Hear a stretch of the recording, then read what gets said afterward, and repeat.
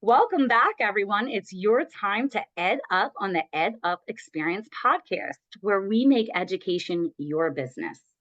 Hi, Motia. Good morning. I'm Dr. Erica Moore, and I'm the host of this special mini series on EdUp, highlighting tribal colleges and universities and their innovative leaders. Almost 3 years ago now, I was interviewed for EdUp as a guest, and eventually I was asked to be a co-host. And now I am hosting this mini series where we get to talk to all of our amazing tribal college leaders. So for those of you who have been listening in or just joining us, we are now on our fourth episode. We have spoken with presidents from Montana, North Dakota, Minnesota, Alaska, Michigan, and today we will be speaking with presidents from Nebraska and California. But before I do, I'm going to bring in my co-host and I'm going to allow her to introduce her amazing self before we bring on our guest. Amber, off to you. Bonjour, Manogijip. Hello, good day, everyone. Amber Morsa Indigenous. My name is Amber Morsa. I'm a Pokagon Band citizen of the Potawatomi Nation here in Michigan. I am so pleased to be joining Dr. Moore here in this edition of EdUp and to interview two of our tribal college presidents.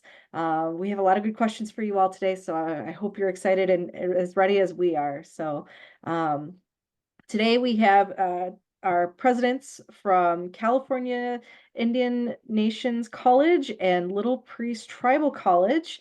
Very exciting because the California Indian Nations is actually a newer TCU that's going to be joining us. And then Little Priest has just celebrated their 25th anniversary this past year. So we're very excited and very honored to have you all here. And yeah, let's get to know each other a little bit more. President Patel, would you like to introduce yourself? Hi, thank you, Dr. Moore, Amber, for having me on this EdUp podcast. It's always a pleasure to return back to the platform. My name is Manoj Patel. I'm the president at Little Priest Tribal College. I'm into my fifth year of presidency here. I joined Little Priest Tribal College in 2018 as vice president of academic affairs. And then in 2019, November, I was made the president, interim president, and then moved on to the full permanent position. So I'm pretty sure you have more questions for me, so I'm going to stop here. But thank you again for having me. President Townsend. No, Celeste Townsend, Menanea, no Riverside, California, White, the Navagayo, no Kididikut, no Mopayu, Fort Bidwell Indian Community, White, the Kimada, no Pisha Nama, no Pisha Erica Moore, no Pisha Amber, no Pisha Manoj Patel, no Pisha Numa, Yatomo Budisi. Good morning and thank you. My name is Celeste Townsend. I'm from Riverside, California. I am a Gididikut Paiute from Fort Bidwell Indian Community. I thank our creator and I thank you, Dr. Moore and Amber, for having us here. Thank you, President Patel, for being here. And I just hope that we have a great morning of discussion. I've been with California Indian Nations College when it was a discussion back in 2015, before we were even created. I was asked to preside and I turned the position down twice, but at the third time by the founder, I promised I would not let her down and see it to fruition. So as a discussion in 2015, I agreed, and 2017, the Board of Trustees hired me as the interim. 2019, I was awarded the position of President and CEO. So I have been here since ground zero, and we are in our sixth year and are growing rapidly. So thank you. I am definitely going to ask more later about why you turned it down, but we're gonna circle back. That's just me being nosy. I like to just start off the first question I like to ask both presidents, and we can have President Townsend go first. Why don't we start off talking about what you're most proud of at your institution and what would you want the world to know about your students? And I think this is going to be really unique for both of you, considering where you're at in the tribal college movement. So please talk to us about that, President Townsend. Most proud of course, is our students. I think just in it being a table discussion back in, for 2 years, 2015 through 17, trying to get partnerships and people to invest, not just themselves, their bodies, their minds, their financial support. There was a lot of resistance because of the mistrust in educational systems for American Indian people, but also the demise and the loss of accreditation by DQ University back in 2003. The questions we received were, what can you do that they didn't do? There was also a California Tribal College that started back in 2009, I believe, and they asked, are you part of them? Why are you any different? How are you different from them? And I think, without discrediting these other institutions, we're coming with a vengeance. We want higher education, a rigorous higher education for our students in our community, and we want to make a difference. I think leadership, you have to know the ins and outs. I've been in education for over 30 years. I worked at Sherman Indian High School with leadership, participated in every board meeting since my inception, and I think I've learned from some of the best and working with Indian students throughout my career. Then from there, I went to UCR, and I had that longing for my Indian community, but still had ties, and that's how I got reintroduced to this amazing college. I think our students, I couldn't be more proud. The success of our students continues to grow, and every day I'm amazed. I hate referring to them as product of California Indian Nations College, but in a sense they are. I couldn't be more proud. I think I even get emotional when I see the difference from when they started to when they're graduating. I'm one of the women who, 2 out of my 4 that graduated in 2019, one of them just started her master's or her graduate program to get into her doctorate. Another one is going to be hooded on June 1st with her doctorate. So I couldn't be more proud. That is amazing. I think I was able to meet one of them when I was there in October. And I will say, you're right. Like just listening to the students share their stories during that week, but you also had like elders and community members. And I wonder, just as a follow-up question, because you mentioned there used to be a tribal college in the state of California and they lost accreditation, unfortunately. There was something you all discussed when I came to visit that I thought is sort of unique from the other TCUs, that in that state, you have hundreds of tribes, but now you're going to be the only tribal college that is currently a member of AHAC and going to have candidacy with accreditation. How was that? How were you able to do that? How are the tribes working together to see that come to fruition? Typically it's one tribe charters, or there's a few tribes in one state, but the landmass in California is huge, and so there's so many more nations. How did that work out? I think one of the first things I did back in 2020 was I started a Tribal College Coalitions of California, because we are still in a sense emerging. One of the caveats is there's zero funding for any emerging tribal college.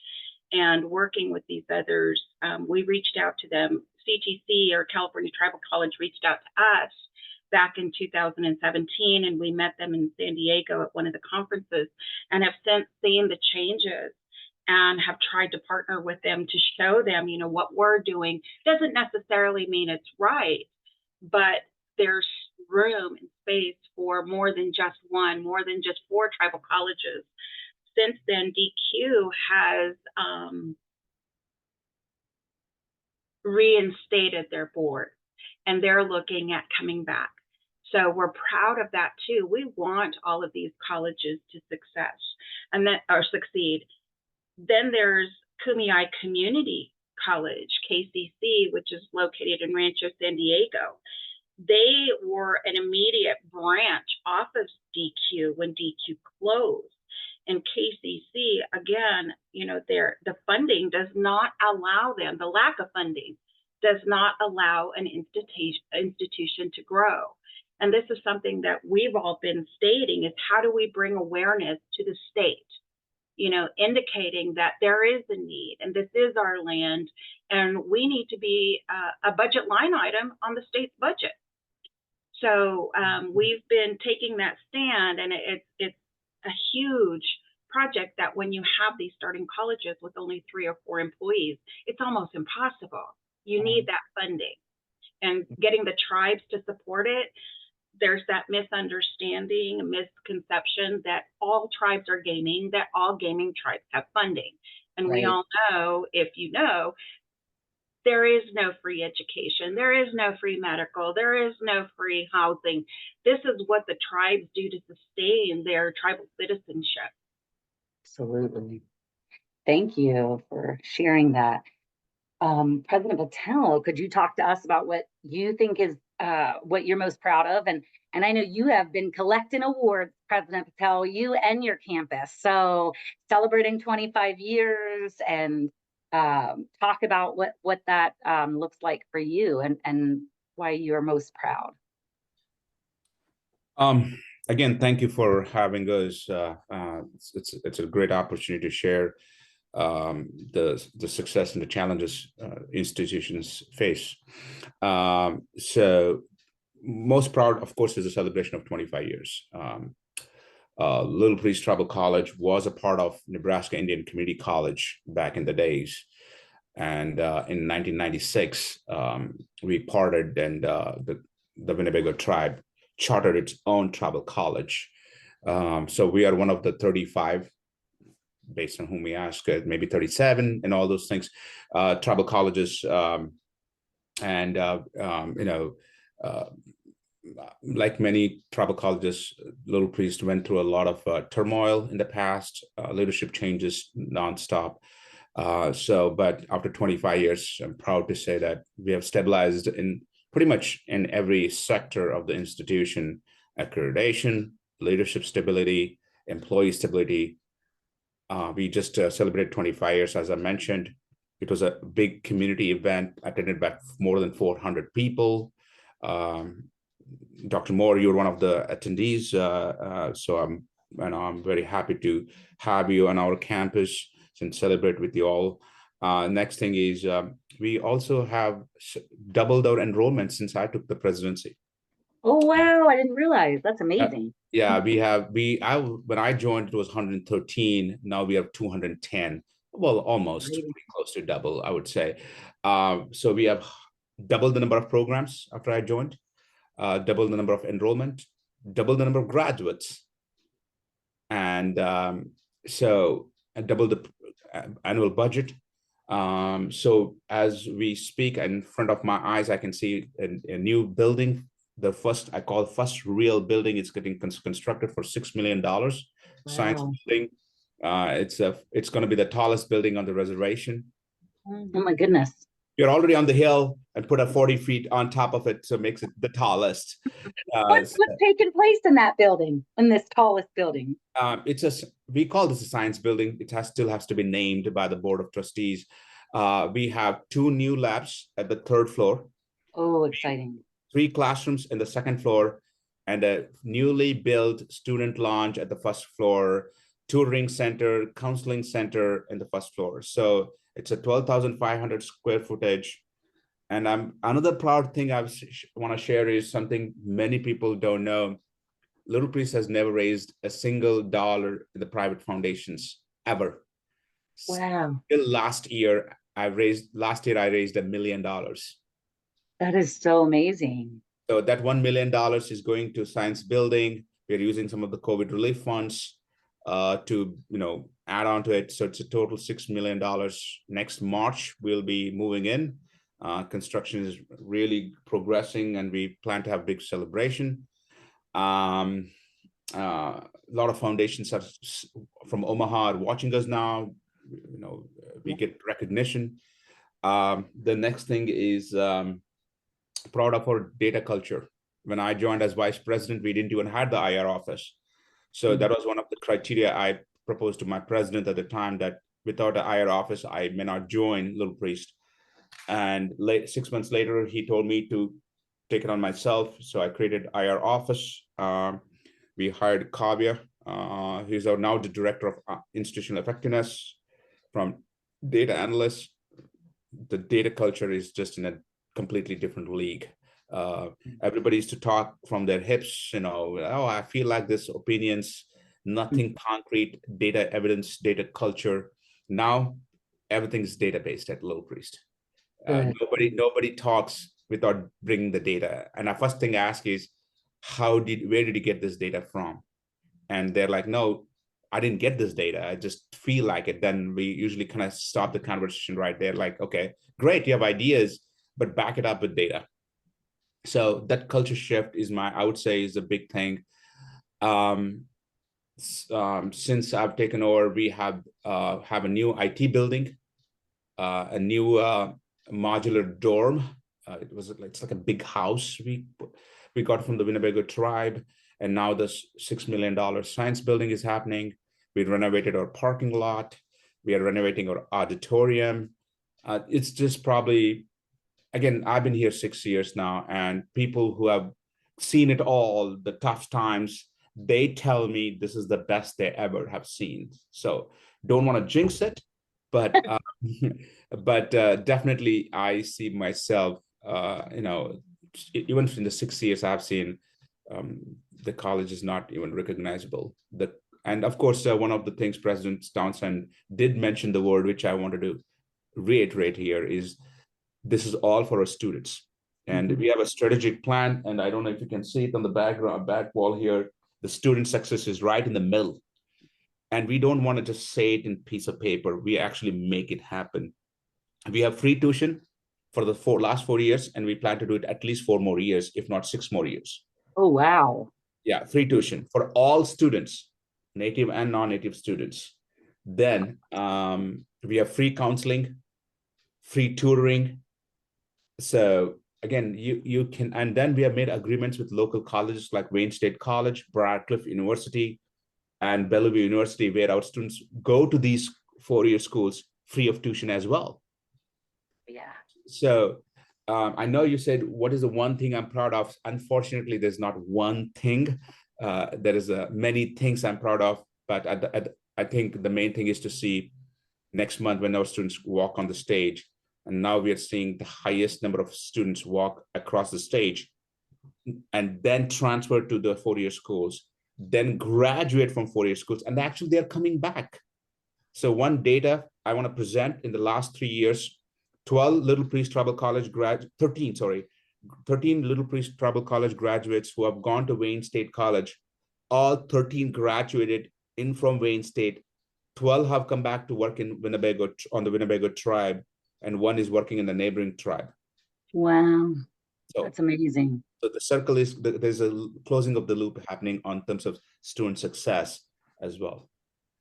Before I pass off to Amber, I just want to say, President Patel is known for the data. Anytime my team is going into a meeting with you, I'm like, you cannot say anything anecdotal. You must have the data. He's going to ask all the number questions. But they inform your decisions, and clearly you're making some really good choices. So, you gain respect with your colleagues, that you're not talking on your own. You're like, yeah, I've been in higher ed for 22 years. Right. Yes, I've seen it all, I would say, but you don't gain credibility, you don't gain respect from your colleagues when they think, oh, we should do this because I feel it is. Right.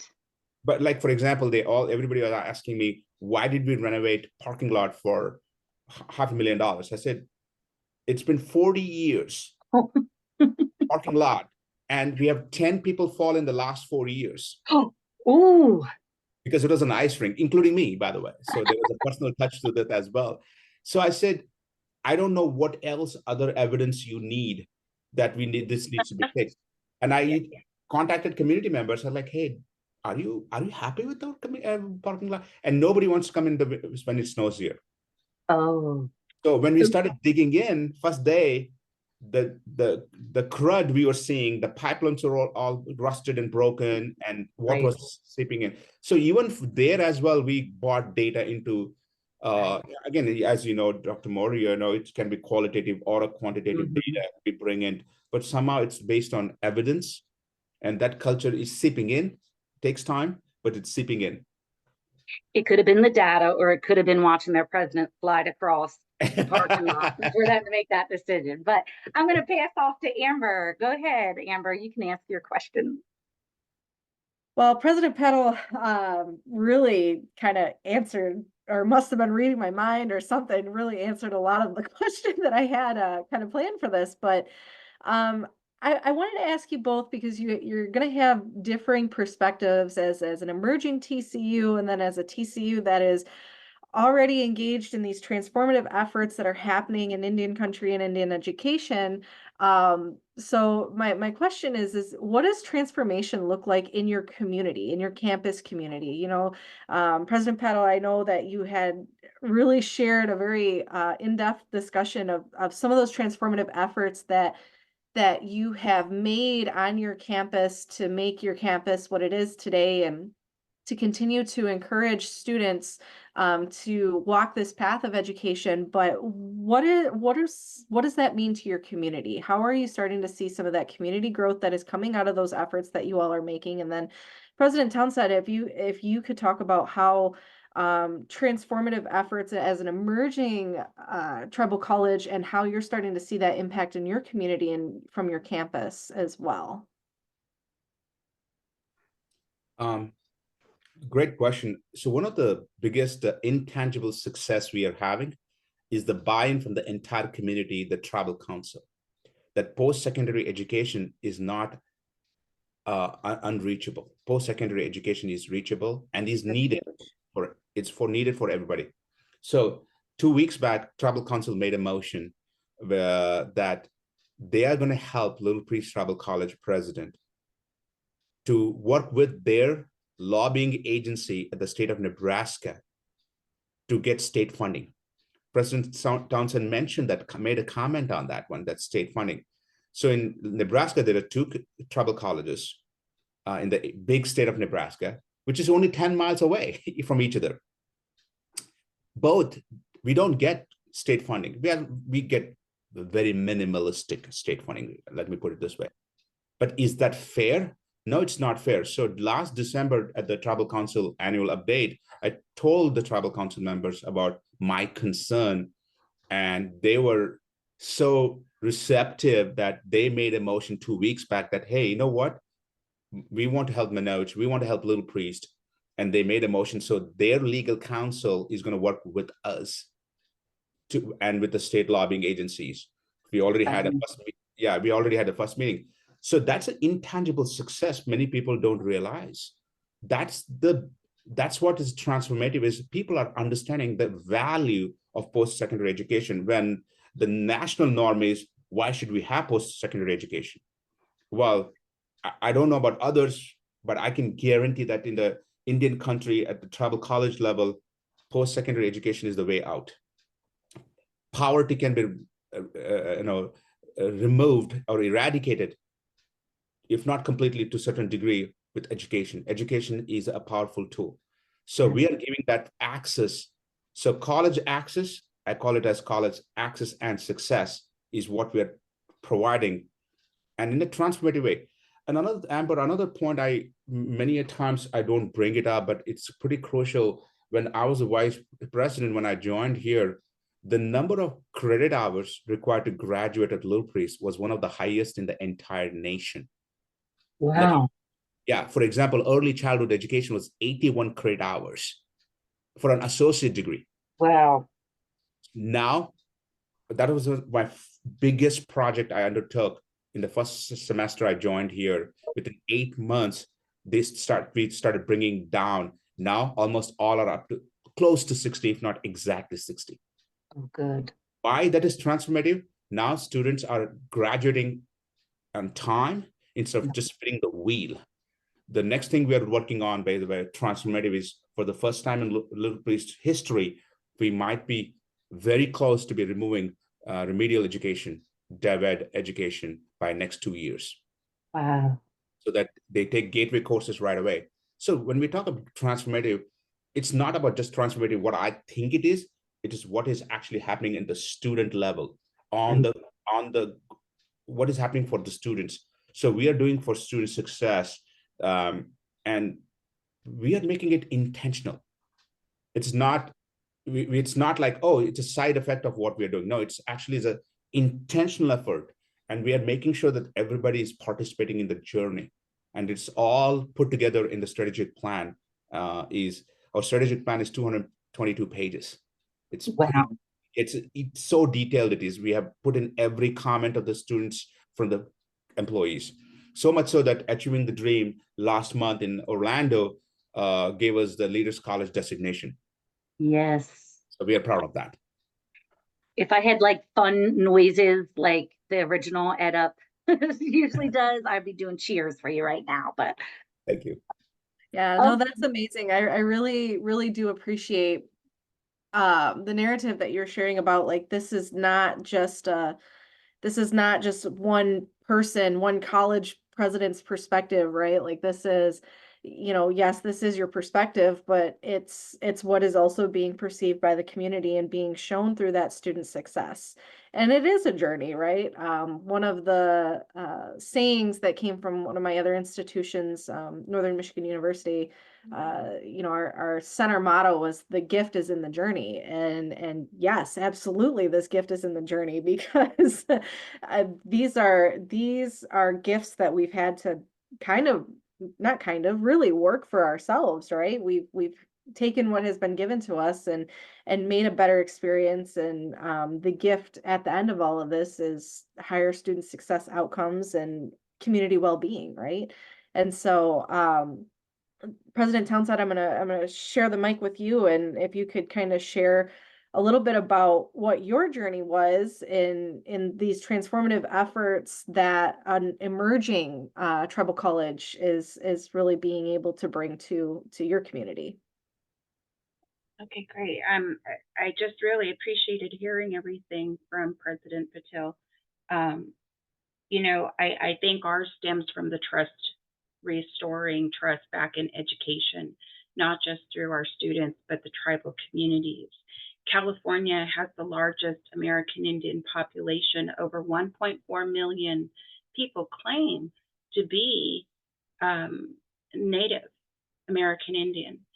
One of the things that we have been trying to deter from is using that word Indigenous, because that is all inclusive.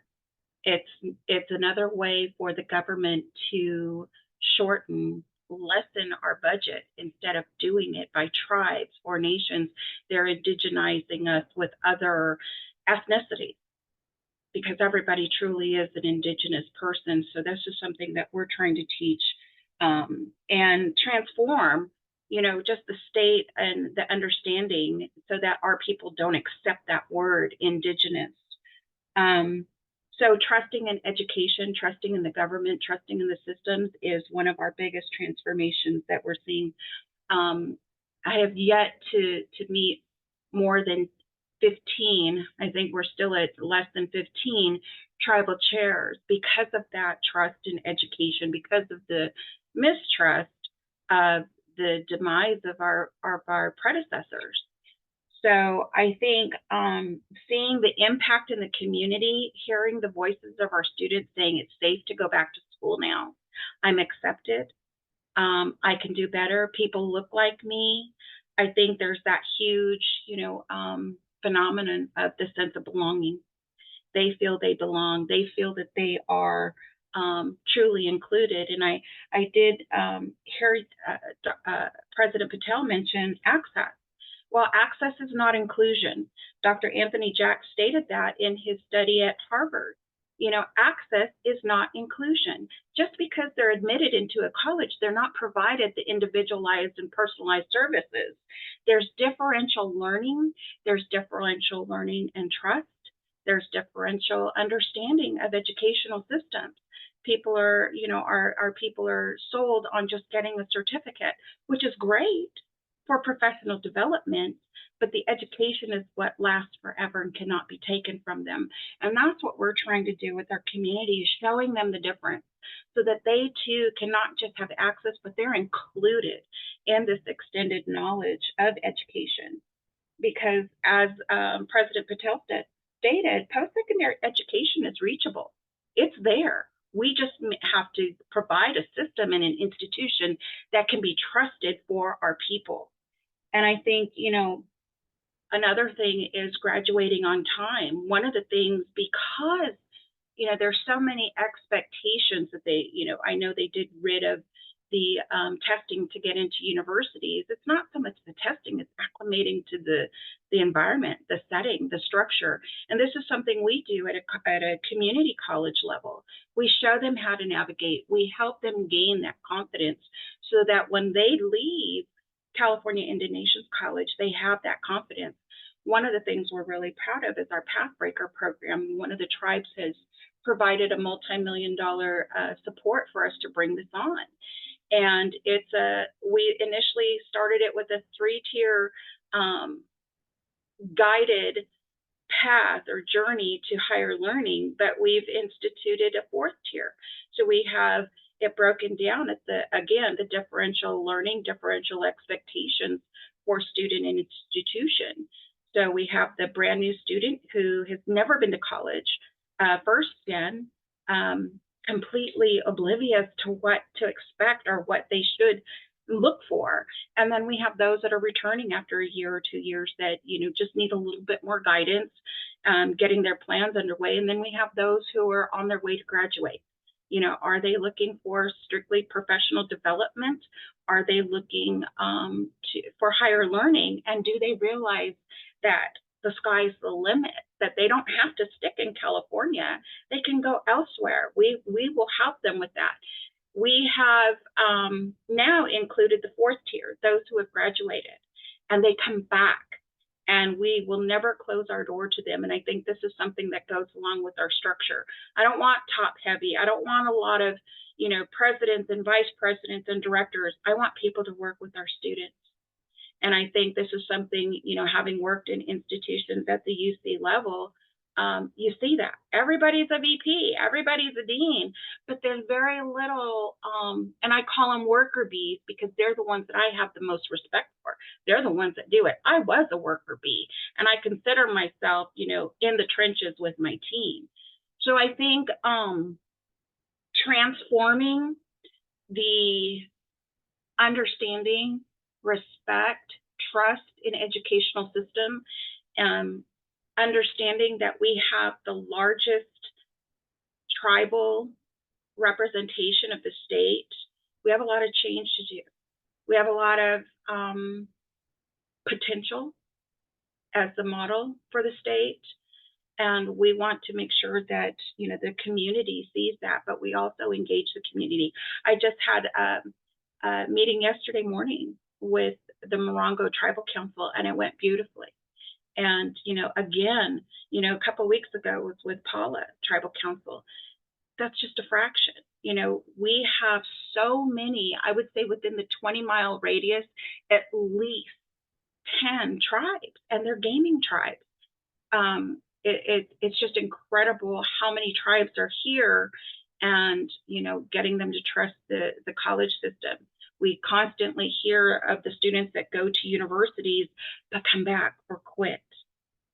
And that there's a reason for that. It's that home atmosphere. And we heard that specifically from the tribal council yesterday. Their students are getting scholarships and they go away and they're not prepared. And I think as a tribal college, we can help them prepare with that confidence, learning how to navigate the systems, and also gaining a highly rigorous curriculum. I don't want anything to be substandard as where they've come, from other areas. I think Thank you so much for sharing that, both of you. I think some of the key terms that I took away from both of what you were saying was responsibility and trust. And I think you touched on something really important, President Townsend, that when we're discussing this population of students and tribal colleges and universities, and this is more for the audience, that our distinction is a political identity, not a race and ethnicity. So what President Townsend was trying to explain is that tribal colleges must be chartered by a tribe. They must have majority American Indian and Alaska Native students. Those students are recognized or members of the federally recognized tribes in the United States, which have the treaties nation to nation, which brings into the discussion trust and responsibility. So one we know from the 1830s, and then in a more renewed piece of that act was the federal government moral obligation and trust responsibility to the tribal nations. They stated that themselves. We know that in the 60s and 70s, those tribal nations began creating their own tribal colleges and universities. So they understood their responsibility. Our students understand resistance and living in two different worlds every day of their lives. They understand that responsibility. I think the question of responsibility and trust for me comes from what responsibility do others have to our student population and to our tribal colleges and universities? I'm getting ready to speak at the Midwest Association for Graduate Schools, encourage them to help produce more graduate programs at tribal colleges. And the key question is, well, why is it our responsibility, right? Everyone else wants to know what that means for them. So we know the tribes believe it. We know the government knows it. Whether they follow through, that is a different story. And I now want to hear from you. What do you think responsibility and where it lies with the communities outside of our tribal nations and tribal colleges? And I'll let President Townsend go first. Wow, this is huge because I think too, I grew up in a very urban populated city of Riverside all my life. And it comes emotionally challenging for me because I never knew I struggled in elementary school, being one of very few brown people in my elementary.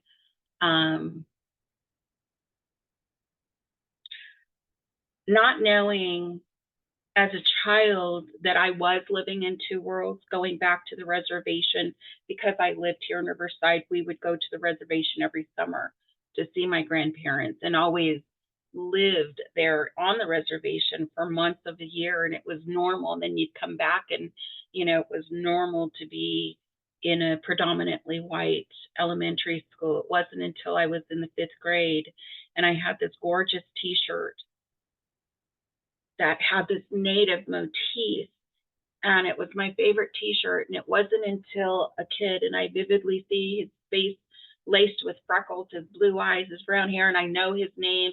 I won't say it. But 5th grade, and I'm going to be 60 years old next year, but it resonates that clear to me. Yeah. He pointed at me and goes, blah, blah, blah, blah, blah. What is that? Oh my goodness. I never cried. I get emotional about it now because I didn't realize how much it hurt. Right. And I never wore that shirt again to school.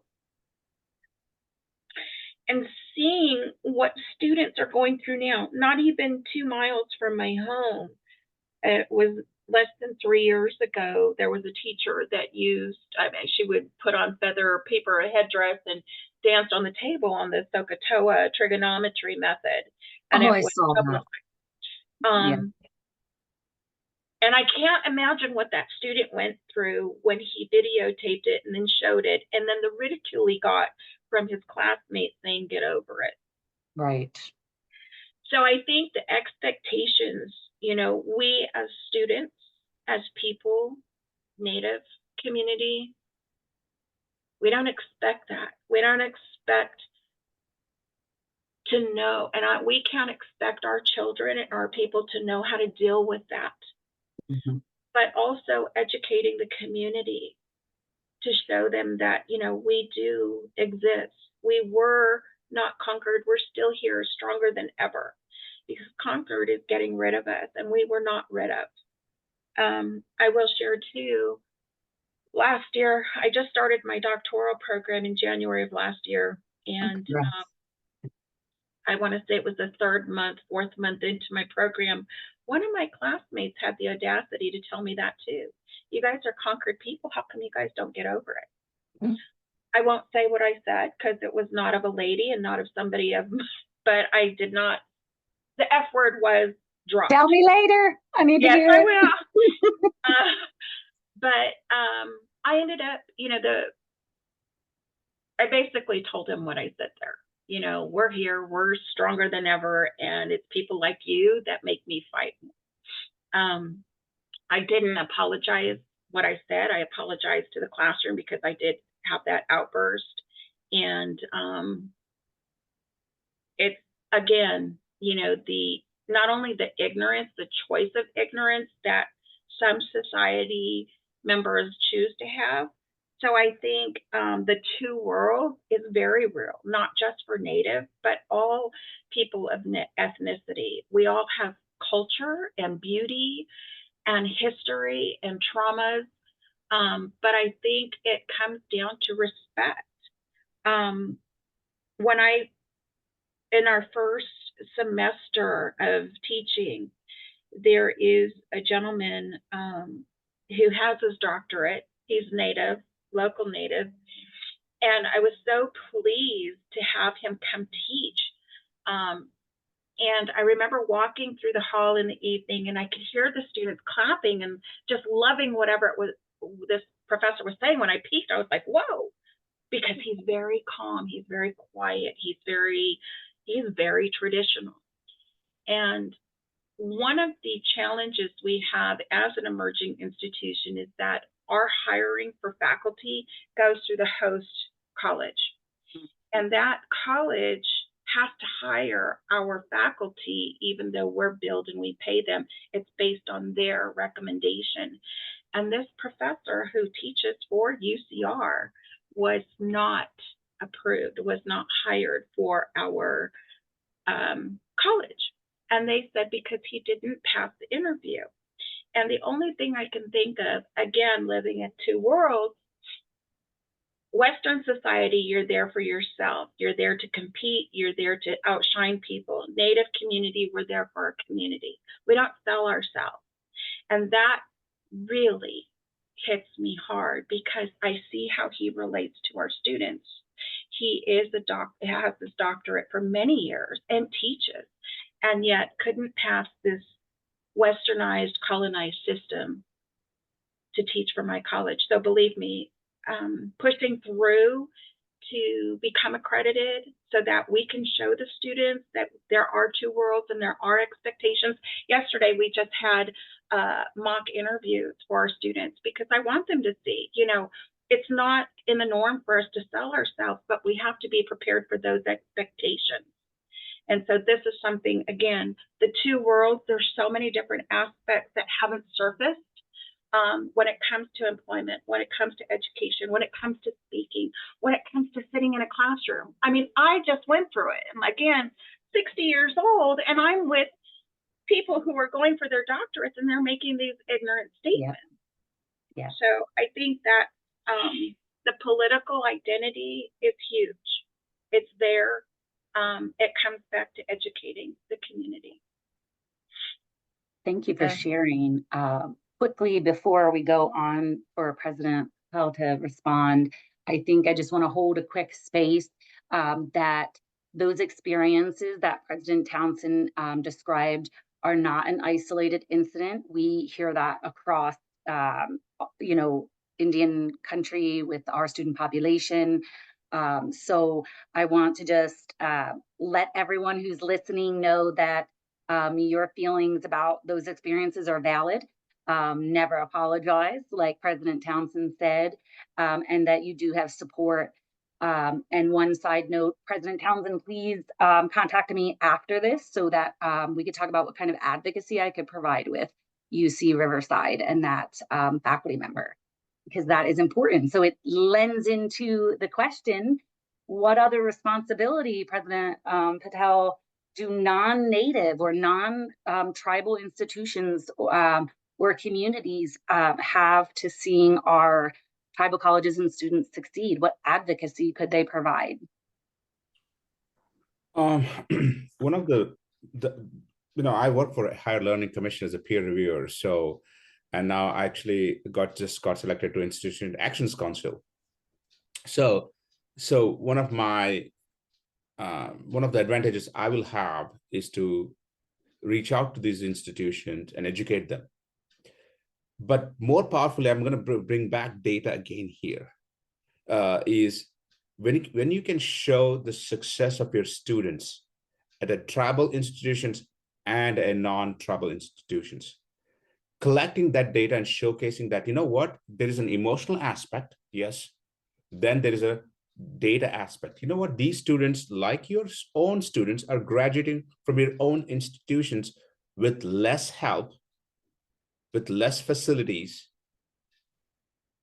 but they are dedicated students. They want to make a difference to themselves, to their families, to their communities. Second, I think ignorance in this is not bliss. Ignorance is not bliss. And they have to make an intentional efforts to, they have to make an intentional efforts to understand our students. So for example, I deal with a lot of articulation agreements and stuff like that. And one of the things I always see here is, like, for first question they ask is tribal colleges only for tribal students? So that itself shows me that they're not prepared. So should I blame them, or should I take this as an opportunity to educate them? Right. So I've gone through that phase of my emotions. Now it's like, okay, let me explain what we all do. So we have to be intentional as leaders of the tribal colleges to educate non-tribal leaders, to be there, but also show them data. Because without that, it still becomes your emotions and stuff like that, which is important. Don't get me wrong. Never undermine emotions and anecdotal informations. But you know what? I tell them, you know what? Wayne State College have graduates, right? Some of the graduates are Little Priest tribal members. So right. Now, how do you want to differentiate it? And now, as some of them have gone to graduate school. Right. Just so another example, one of our first presidents from Little Priest Tribal Colleges, from the Little Priest Tribal College, is working for Biden-Harris administration right now. Oh, wow. So again, it is very different when we explain them. And I see a shift, a sparkle in their eyes. Oh my God, you guys do all these things. Right. So it takes time. I'm on the Siouxland Chamber of Commerce board here, by the way. I'm one of the board of directors, which is 30 miles away from the college.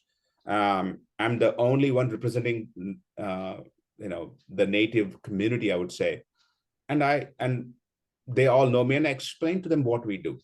When we talked about free tuition for all, they thought free tuition for only native students. So there is a default understanding but you have to break the barriers. We are in the best times to break the barrier than ever before. You can take it as a challenge, or you can take it as you know what, how come these people don't know? I don't fight that way. You know what, let me take this opportunity to actually explain what we do and how we are making a difference. My main thing is treat every student the same way, give all students the same playing field, then compare. That's I'll say that when you are given two different platforms, comparing apples and oranges is not fair at the time. So, but a lot of advocacy, even for the foundations. When I asked for $1 million, some of the foundations had not even heard about Little Priest Tribal College, which is 1 hour north of Omaha. Right. They didn't know. Do I fight that? No, I don't. I Right. accept it. I accept this. And I said, hey, this is what we do. This is what we do. This is the social economic impact we're doing. This is, so then they're like, oh my God, we want to come and visit you guys. Come on down. Let's show you what we're doing. And then you can see a paradigm shift in their thinking. And these are the same people who are now ready to give us money. And Townsend, you had your hand up. I did. I have to disagree on some points here because, when you say treat all the students the same, you really can't. You really can't. And I think, coming from Nebraska, where you have a few tribal nations, I could see that you're closer and you probably are on a reservation. We're in the metropolitan area and we deal with many tribes, and there are several tribes. We have 110 tribes in California, and we have 60 who are not recognized by the state or federal government.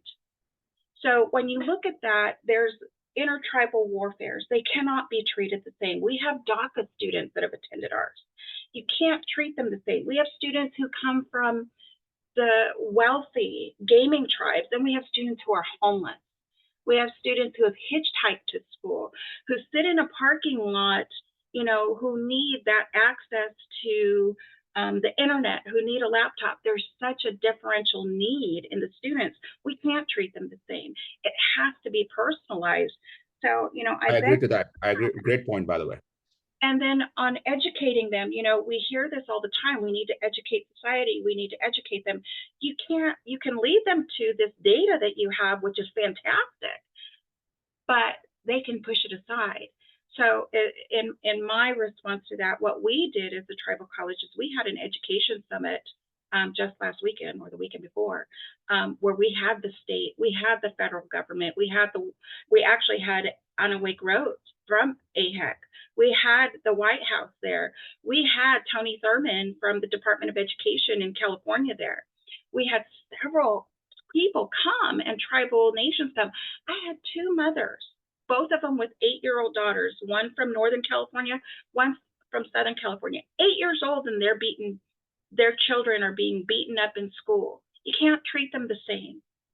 You really can't. You have to educate, you have to approach them, you have to give them that love and sense of community that they all need. And this is at 8 years old, and one of them's being homeschooled. She was threatened to have her organs taken out and sold. 8 years old. 8 years old. This cannot happen. And if this is the introduction they have to education at such a young age, how can they believe in a college? How can they believe in public mainstream education? That's their experience as a child. Oh. We do love when there's differences. That's really sad. It's extremely sad, but these are areas of education that are hidden.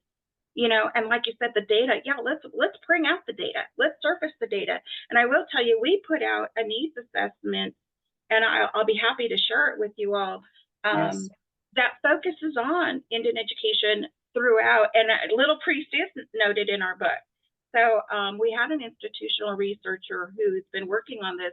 This is just the needs assessment. We're working on a feasibility study because there's never been data for Native students in California. It's been skewed, just as our blood quantum and our citizenship has been skewed.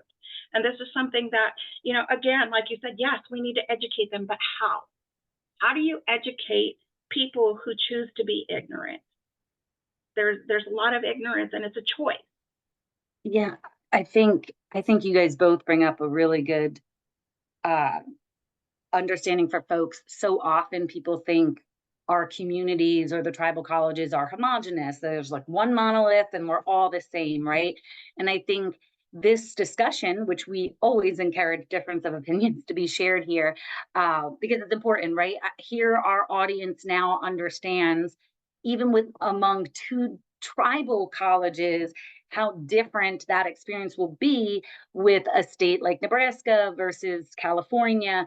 But I think an underlining issue is that our student population, that othering and the racism, the systemic sort of oppression from our entire engagement with this education system exists, it's there. And so while our students are going to experience some of the same financial concerns or access concerns, they're also going to have to navigate that with the othering and the racism. So regardless of really where our tribes are located, I think all of our students are probably, and more than likely our children of color across the nation are experiencing something of that nature in one way or another. So I think this was really important that you didn't agree, right?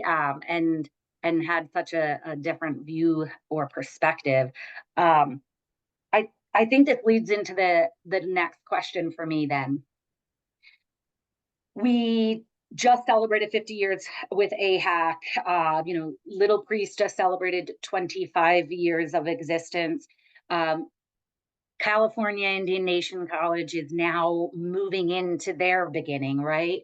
And so we refer to that first 50 years as the first circle of the tribal college movement. Amazing foundations were built. Amazing people were leading the way. And unfortunately, at the end of that circle, we saw the loss of founders like President Lionel Bordeaux at Sintegleshka University in South Dakota, and President Joe McDonald, a founder of Salish Kootenai College in Montana. With those losses, everyone started asking, well, what comes next then? What do we want for the second circle of the tribal college movement? And how do we blend those two perspectives that you shared, right? Finding a way we're treating all students with respect and dignity, as President Patel was essentially saying, but also understanding the nuance that our students have another layer to that, right? And so instead of just building or rebuilding in that first circle, how are we going, or what do we want to do to see us thrive in these contemporary times? No longer struggling to just be seen or heard, but to be leading in this higher education field as tribal colleges and universities. So I'll let President Patel, if you wanted to go first, and then we'll send it to President Townsend. One of the things I think uncharted, or I should not say completely uncharted, but it's getting there, is research. One of the things in the next 50 years is, let's move close the first circle, let's open the circles into research. Reservations, tribal nations need researchers among their water quality, food sovereignty. I really believe the next 50 years is going to be to really hone in on the research aspects of each reservation. The medicine, we actually had NASA contact us that there seems to be a plant on our area, Thurston County, Winnebago Reservation, that can be helped to soothe astronauts on Mars. So they had contacted us. They came here actually to our lab, showed the lab and everything. But why can't we do that type of research? Right. Why can't we move from just getting them post-secondary education to now post-secondary education / research? There's a FERTUP grant that's available. There's a lot of TCUp grants that are available. So I know a lot of other bigger tribal colleges are moving. And as a peer reviewer myself, I end up seeing that from other colleges. But I think all tribal colleges needs to embrace research going forward, and just not on the career tech side, but also on the next thing is start thinking about AI. How AI is hurting or helping, based on whom we ask, everywhere. So why can't we be our own leaders in AI? Maybe Tribal AI Summit we can take the lead on that as well. So I feel the next 50 years will be research, and post-secondary education becomes the new norm, where everybody, oh yeah, what's a big deal? I'm getting a college degree. What's a big deal? Now I want to go into research. So, and then basically move into these career offices in NIH, NSF, where they are involved in decision-making that impacts tribal nations. So their value addition starts impacting their own reservation. That's what I see as the next 50 years is. And then the next thing is to see our tribal colleges having our own medical colleges and engineering colleges. Yeah. Like, for example, now tech has an engineering program, robotics program. How about imagine Little Priest Tribal College medical Yes. as its own medical college. So I think the next 50 years is a great time for us. And of course, the Congress has to back us with appropriate funding to Right. sustain us. And I think President Townsend really, honed in on it. It's so important to treat us a little differently because of this unequal funding. There's no parity for us, and I think this is a great opportunity. But that's what I feel. If you ask me what should be the next 50 years, is research. Let's go into research. Thank you. Awesome. Thank you. President Townsend. So remind me the main question here. I'm sorry. Oh, goodness. What did I ask? Oh, what do you envision for the second circle of the tribal college movement? Of course, sustainability, as President Patel indicated, but I think too, it's how we go about doing that. It's not just the funding, and of course, medical research, everything is highly important, but it's also how we go about sharing this information and sharing the needs and I guess you could say the positivity, the success of tribal colleges, of our students. I think one of the things I'd like to see personally is the collaboration amongst the very few tribal colleges that we have, less than 40. I mean, there's no reason we could not all, share in some sense the strategic plans for each area, as we know they're very different. Again, with us having the largest Native population, we too need to be informed of those that come from outside of California. And I think having those outside of California be informed of what we're dealing with here in the state of California, where it's highly populated and we are exposed to the metropolitan areas and the challenges that we have. There may be more racism that our people experience in the state, or there may not be. I think there's a lot of homelessness. There's a lot of needs that have yet to surface. We have people that we know, especially from working at Sherman, that I know they come from dwellings that are considered substandard in California. So how do we show them the value of education? I think it's educating our own people, but it's also educating the community on what we as tribal colleges do and have, and knowing which colleges have those specializations, whether it's medical, whether it's technical, whether it's STEM. Let's focus on those, and let's even share resources. President Patel talks about, 25 years. That's fantastic. We'd love to reach that. We're at our 5th year. We just started our 6th year, and yet we don't have a campus, and we're at capacity. So those are struggles we have. It's not just bringing awareness and the differential learning of our students and supporting our students with this personalized services.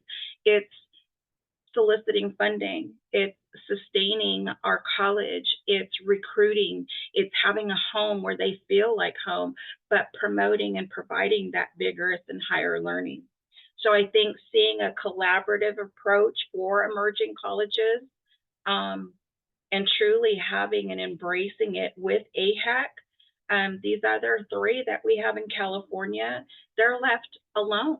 Had it not been for us to regroup with them and help support them as much as we can, they're left alone. How many other tribal colleges that are trying to emerge are out there that we know nothing about? I think we need to help them, especially when you see that the HBCUs and the historically Black colleges have well over 100 colleges, and we still have under 40.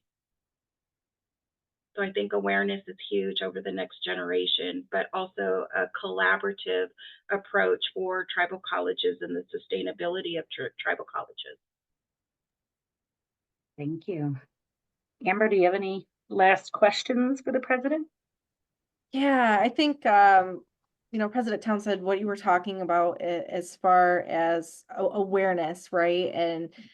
And bringing to light a lot of those hardships and ways that we can move forward in being able to support our students and continuing to build into the resiliency of our communities. I really do appreciate that, and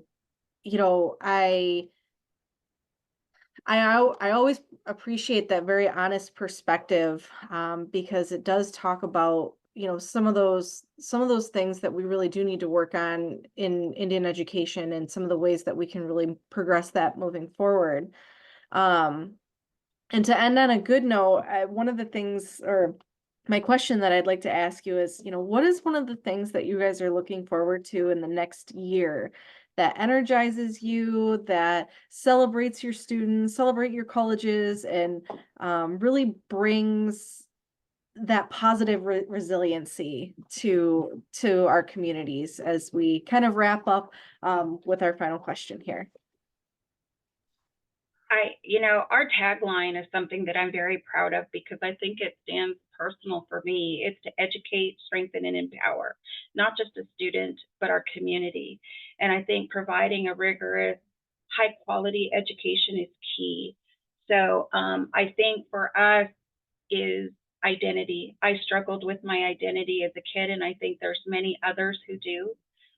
Accepting who you are, why you are, and where you're going is huge. And I think identity is something that our Native communities still struggle. There's some that are still hiding or are afraid to share their values, to share who they are, their culture. And there's some who are starting to come out and are ridiculed. So I think identity and the sense of belonging in tribal education, so that they can flourish, is key for us. I'm excited to see it. We've seen it over the past 5-6 years, and I know it's getting stronger, and I know it can only get stronger, especially with the other emerging colleges. So we're happy to do that.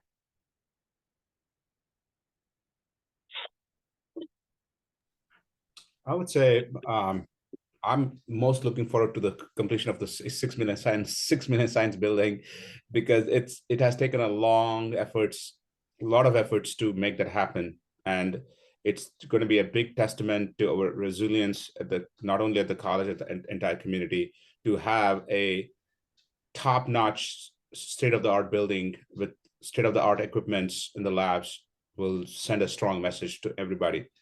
The second thing I'm looking for is hopefully starting a new career tech program at our college, because there's a lot of male students. Of course, there's a lot of female students who are interested in career tech as well, but we see that a lot of our male students have expressed interest in workforce study programs. I think we have a chance to start one next year. So looking forward to those things, but mainly looking forward to next month, the graduation. Most likely it's looking like this is the highest number of people who would have walked the stage at the college's history. So fingers crossed. How many, can I ask? As of right now, 31. That includes including certificates. Yeah. That is exciting. What is the date of your graduation? May 18th. May 18th. I'm going to try to come. Please do. All are welcome. Yes. Are there anything that you guys want to say before I start the closing? Just want to make sure you have said all the things that you wanted to share. I don't right now, but I know when we hang up, I will. That's how the way it is. I just truly appreciate and respect everything that you do, what you've done, President Patel. I think this is, it gives us hope for where we can continue to grow and aim for 25, 30 years would be fantastic.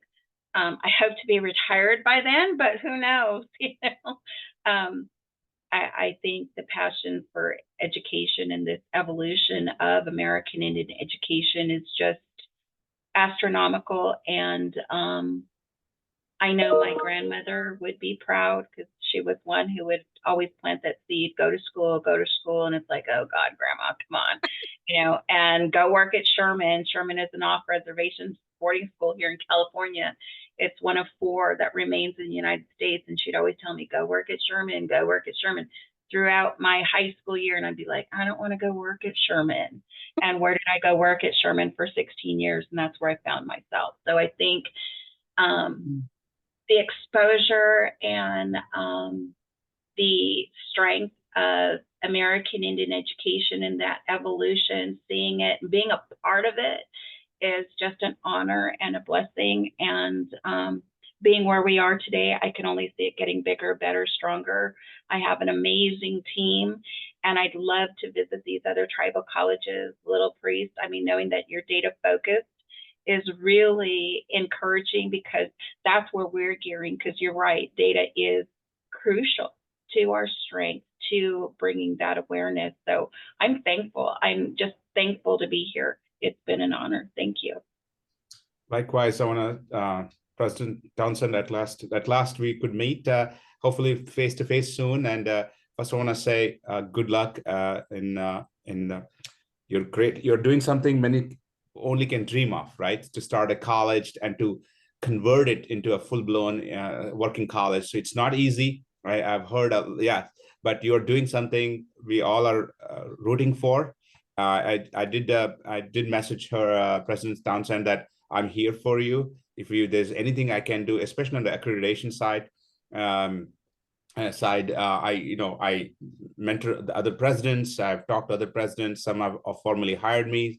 Some informally check with me as a peer reviewer, and that's something I actually kind of love doing this as well. So you're, please let me know how I can help you. But it's a privilege to be here, Dr. Moore, Amber. Thank you for having both of us. And this never gets boring. Let me tell you, this is the driving force for presidents, and I'm speaking for other presidents as well, that this type of events, podcast, can bring our voice to the entire nation and let people hear what exactly is going on. And the main thing is we are here to support our students and their success. So thank you again.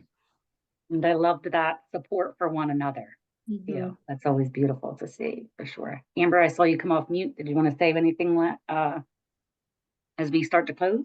I just wanted to say Chimiigwech, many thanks to President Patel and President Townsend for sharing your perspective today and sharing the voice of your college. I 100% agree that, these experiences are, what we can do to be able to bring this voice to a national platform, certainly a higher education platform, since this is a space that we don't often get to occupy. And so I appreciate your willingness and ability to be able to share your position and share the experience of your campuses. It's been an honor. Yes. So as we close, I just wanted to thank you. This has been a very insightful conversation, and more episodes highlighting our amazing TCU presidents will be coming soon. So make sure you check out edupexperience.com and follow me on LinkedIn, and of course, any of the folks we've just interviewed. And friends and relatives, you've just been ed up. So see you later.